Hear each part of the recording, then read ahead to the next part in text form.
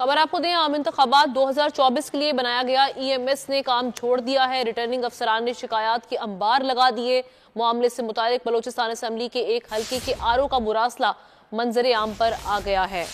इस हवाले से बात करते हैं, अली शेर हमारे साथ मौजूद हैं, डिप्टी ब्यूरो चीफ इस्लामाबाद। बताइएगा अली शेर।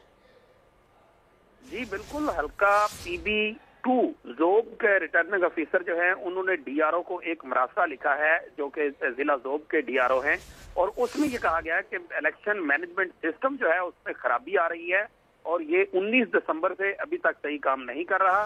उन्होंने जो निशानदही किया है उसमें लैपटॉप पे काम ना करने के इस निज़ाम की बात की है, लॉग इन के इशू की बात की है, 4G डिवाइस की बात की है, इंटरनेट की बात की है, और रोजाना की बुनियाद पे जो EMS के जो टास्क हैं वो पूरे नहीं हो रहे, जिससे इंतखाबी अमले को मुश्किलात पेश आ रही हैं। मैं ये बताता चलूं कि EMS की तैयारी पर 32 करोड़ रुपए जो है वो पाकिस्तान के टैक्स पेयर की मनी जो है वो खर्च हुई है, यानी पाकिस्तानियों की टैक्स के 32 करोड़ रुपए खर्च हुए हैं। लेकिन EMS जो है वो अभी इलेक्शन का प्रोसेस जो है वो स्पीड नहीं पकड़ा और अभी से जो है वो बैठना शुरू हो गया है।